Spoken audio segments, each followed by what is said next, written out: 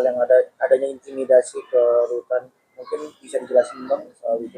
Ya, terima kasih ya. Assalamualaikum warahmatullahi wabarakatuh. Selamat sore.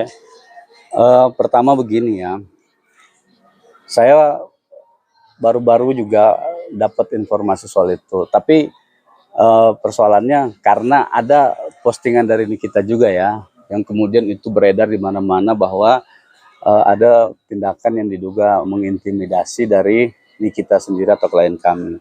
Nah, merespon berita tersebut atau informasi tersebut, yang perlu kita sampaikan bahwa pertama, kalau kita lihat keterangan dari pihak Kanwil ya, karena saya itu dengar di video di YouTube bahwa ini berawal dari kicauan Nikita Mirzani yang ada di Instagram mengenai postingan terhadap ex Jampitsus, ya kan?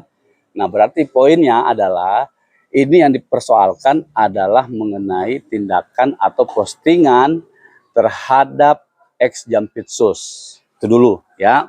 Nah, maka kalau dengan kalimat seperti itu menjadi pertanyaannya, ada apa dengan postingan yang itu dibuat oleh admin ya, yang dibuat oleh admin. Maka pertanyaannya apa makna dari postingan itu sehingga kemudian tim dari Kanwil buru-buru membentuk tim pemeriksa gitu ya. Nah, itu yang pertama.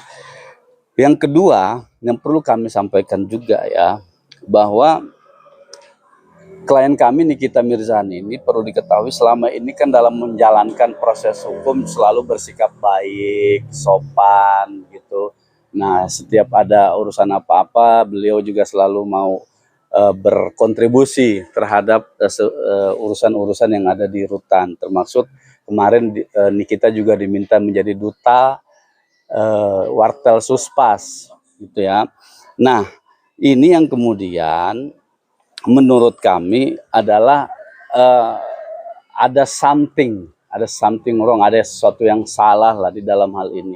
Kenapa saya katakan begitu? Karena tindakan yang dilakukan oleh pihak Kanwil yang memeriksa, tiba-tiba membentuk tim lalu kemudian memeriksa Nikita di malam hari di jam-jam yang tidak wajar. Ini kan postingannya malam tuh ya, yang melakukan pemeriksaan di jam-jam yang tidak wajar. Itu sebenarnya terkesan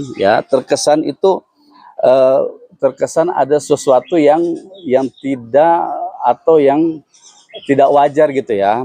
Nah, maka menciptakan presiden buruk ya, terkesan tebang pilih atau ada tindakan intimidatif di dalam pemeriksaan itu. Nah, terlebih lagi yang diperiksa itu cuman satu kamar. Kalau alasannya adalah sesuai dengan SOP, maka biasanya yang kami ketahui kalau nggak satu blok ada beberapa kamar, biasanya begitu.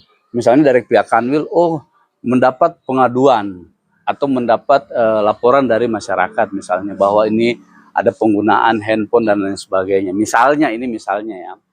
Nah, lalu di dalam situ kemudian diperiksa nih, satu blok ini diperiksa semua, biasanya begitu. Atau beberapa kamar yang diduga ada penggunaan handphone yang dimasukkan secara ilegal di situ. Nah, tapi kalau kita baca dari statement atau kita lihat dari statement pihak Kanwil, itu adalah berkaitan dengan postingan ex Jampitsus ya. Maka kalau kami menarik benang merahnya dalam persoalan ini adalah ada apa gitu, seolah-olah ada tekanan dari pihak luar yang mengintervensi gitu. Mengintervensi artinya gini, tiba-tiba terhadap satu postingan Nikita Mirzani, lalu ada yang merasa terganggu dengan postingan itu kemudian mengintervensi pihak lapas begitu ya. Nah, dari situ kalau kita lihat alur skema permasalahannya, dugaan kami ada intervensi dari orang-orang yang tidak suka dengan postingan itu gitu. Nah, siapa orangnya kami juga tidak tahu gitu.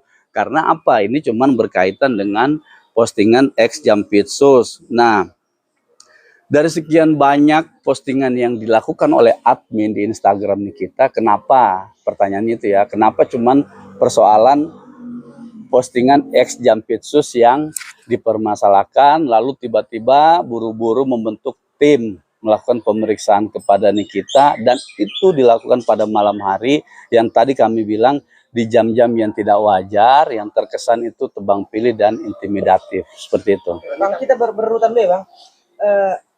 Sebegitu menakutkannya kah kita sehingga ditakuti lah. Yang pertama, yang kedua, di situ kan ada kalimat, itu ada kalimat suruhan atau bawa-bawa nama istana lah bang. Oke. Yang abang tahu nih, semenakutkan itu kah bang? Ya pertama begini, siapa yang takut dan siapa yang menakuti, gitu kan intinya, harusnya begitu kan. Nah misalnya admin dari Instagram itu kemudian memposting soal ex Jampitsus gitu kan. Nah pertanyaannya siapa yang takut gitu. Karena apa? Masyarakat seluruh Indonesia juga sudah memposting itu. Ya. Lalu apa yang ditakutkan? Nah, kalau dengan bahasa tadi itu ada apa, istana-istana.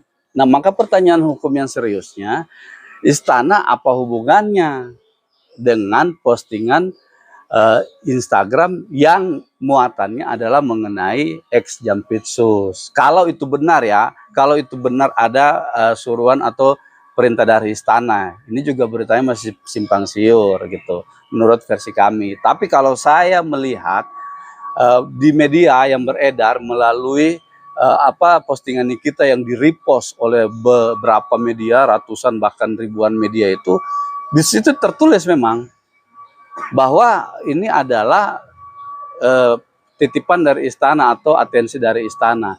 Nah, maka kami bertanya, kepentingan istana itu apa gitu. Kalau memang ya, ini ya, kalau memang betul itu adalah titipan dari istana atau atensi dari istana, maka kepentingannya apa? Satu. Yang kedua, maksud dari tujuan untuk melakukan pemeriksaan terhadap klien kami di jam-jam tengah malam itu apa? Ini jam orang istirahat loh, mau tidur. Ya, kalau saya lihat di beritanya itu sekitar jam 9 atau jam 10 malam. Kalau saya lihat di beritanya. Nah, maka kalau ini dilakukan terhadap Nikita Mirzani hanya khusus mengenai postingan ex Jampitsus, dan itu juga dilakukan oleh admin, bukan Nikita, ya. Maka kita menarik kesimpulan benang merahnya, ada apa terhadap postingan itu, dan apakah postingan itu berpengaruh terhadap proses hukum terhadap ex Jampitsus. Itu persoalan. Berarti kalau bisa dibilang kayak gini, apa ada kaitannya dengan kejaksaan yang baru saja memvonis Nikita dan kita mengajukan gugatan balik? Nah, kalau itu kalau seperti itu saya tidak mau berspekulasi ya, ada kaitannya atau enggak gitu. Cuma kalau kita tarik dari historis mulai dari PN atau PT, ya bisa-bisa saja dikait-kaitkan soal itu kan. Apalagi kayak kemarin kita baru menyelesaikan PK begitu ya. Nah, ini PK, setelah PK baru kemudian ada masalah ex Jampitsus ya kan. Nah, setelah ada masalah ex Jampitsus, masyarakat berbondong-bondong, beramai-ramai memposting inilah itulah soal ex Jampitsus. Lalu Nikita sebagai orang yang memang juga biasa bersuara soal itu, soal ketidakadilan, apalagi ini ya, apalagi ini yang didapati adalah kasus juga TPPU yang sama menimpa Nikita. Makanya kan pada waktu itu Nikita memposting kalau mau bersih-bersih, TPPU bersih-bersih dulu dapurnya gitu. Ya, jangan dihantam semua orang, jangan orang dihantam semua masalah TPPU gitu loh. Nah, itu yang menjadi permasalahan. Kemudian tiba-tiba dilakukan pemeriksaan terhadap Nikita. Nah, apa kaitannya dengan itu ya? Wallahu alam, saya juga nggak tahu ya. Tapi kalau kita mau tarik benang merahnya, bisa dikait-kaitkan ke sana juga gitu. Kondisinya kita seperti apa Bang? Kan di media itu ada malam hari tuh, kalau nggak salah ada 7 atau 10 orang datang ke kamar Nikita kan. Kondisinya seperti apa Bang? Ya tertekan lah orang. Tertekan, pada saat itu tertekan, dia merasa terintimidasi, merasa ada perlakuan-perlakuan yang tidak menyenangkan gitu ya. Nah, hal-hal inilah yang karena tiba-tiba didatengin pada jam orang mau istirahat ya, lalu didatengin kamarnya kemudian dilakukan pemeriksaan terhadap dia. Nah, dia bertanya, saya dilakukan pemeriksaan terhadap hal apa gitu. Nah, ternyata dijelaskan bahwa ini berkaitan dengan kicauan Nikita Mirzani mengenai ex Jampitsus gitu. Lah, apa urusannya orang satu ya? Itu bukan postingan Nikita langsung. Itu adalah admin, ya. Yang kedua, kenapa mempermasalahkan postingan itu? Gitu. Kalau misalnya dalam konteks ini ada misalnya tuduhan-tuduhan yang mengarah kepada fitnah, lalu dilakukan pemeriksaan, itu masih bisa kita terima. Tapi kan dia membuat opini. Admin itu menyatakan kalau mau bersih-bersih soal TPPU, bersih-bersih dulu dapurnya, gitu. Kemudian apa yang salah?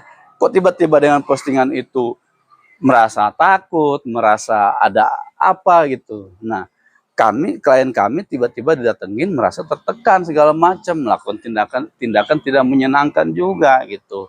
Nah, dalam hal ini juga nih kita sudah berpesan, dia bilang nanti kalau misalnya ke depan seperti apa ya kita bisa mengambil tindakan hukum terhadap hal itu misalnya. Untuk kondisinya masih sampai sekarang masih tertekan. Saya terakhir dengarnya dari keluarga sudah mulai ini sih, udah enggak. Tapi yang malamnya itu memang parah sih, sampai dia nangis. Jadi nggak bisa menghubungi siapapun ya, kuasa hukum nggak bisa. Ya nggak bisa. Kami juga cuma dapat informasi dari pihak keluarga gitu. Kan kalau diintimidasi juga bang. Siapa? Adik dari Nikita Mirzani benar juga diintimidasi juga nggak sih bang? Oh, saya nggak dapat info itu, nggak dapat sama sekali. Tapi keterangan dari Kanwil sendiri dijelaskan bahwa tidak ada, dia membantah. Itu seperti apa bang melihatnya? Apakah ada oknum yang justru Kanwil tidak mengetahui hal itu? Iya. Dan satu lagi bang, menyambung bang, katakan juga tidak membawa surat ya bang? Ya, jadi kan gini, kalau kita secara SOP prosedural yang pertama, sejauh atau sependek pemahaman dari kami, ya biasanya yang seperti itu satu punya sprint surat perintah untuk melakukan pemeriksaan gitu. Nah, sprint itu biasanya didasarkan pada adanya pengaduan, satu misalnya pengaduan dari institusi itu sendiri. Lalu kedua pengaduan dari masyarakat. Misalnya masyarakat menilai, oh terhadap Nikita, ternyata Nikita itu di lapas atau di rutan mendapat fasilitas spesial atau bagaimana. Nah, itu biasanya ada pengaduan. Dari pengaduan itu ditindaklanjuti dengan sprint. Biasanya sih lama proseduralnya, biasanya lama. Ya membutuhkan waktu sekitar 1-2 jam lah ya gitu. Nah, tapi yang kami lihat itu dalam konteks ini tiba-tiba didatengin. Ya tadi misalnya tidak ada, saya juga nggak tahu ada atau tidak surat-surat itu ya ditujukan, tapi keyakinan kami itu tidak ada gitu. Nah, maka saya bilang kalau tindakan pemeriksaan di malam hari seperti itu, satu tanpa menggunakan SOP, tanpa menggunakan sprint dan lain sebagainya, tanpa ada dasar ya untuk kemudian dasar itu dipakai memeriksa Nikita, maka itu saya bilang tadi adalah tindakan-tindakan intimidatif atau itulah yang dirasakan Nikita. Nah, itu berkaitan dengan pertanyaan abang tadi, bang. Tapi pihak Kanwil membantah bahwa itu tidak ada gitu. Ini bukan tindakan intimidatif, itu harus, ini tergantung perspektif juga.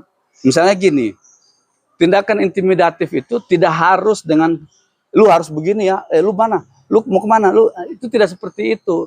Tapi kenapa dibilang Nikita berkesimpulan bahwa ini adalah tindakan intimidasi? Karena mereka itu datang di jam-jam yang tidak wajar.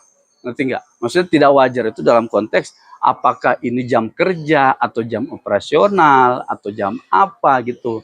Nah, itu mereka datangnya tiba-tiba gitu. Kan memang boleh Kanwil datang tiba-tiba itu dan lain sebagainya boleh gitu. Tapi di jam yang sepengetahuan kami itu di jam-jam yang wajar, jam kerja, jam operasional dan lain sebagainya. Nah, makanya saya bilang tadi, kalau ini ya dilakukan seperti ini, saya masih di batas kewajaran kalau kemudian menilai itu adalah hal yang intimidatif gitu. Begitupun dengan Nikita, karena kenapa? Itu seolah-olah tebang pilih aja gitu. Tebang pilihnya ini soal satu postingan, kok di postingan lain enggak.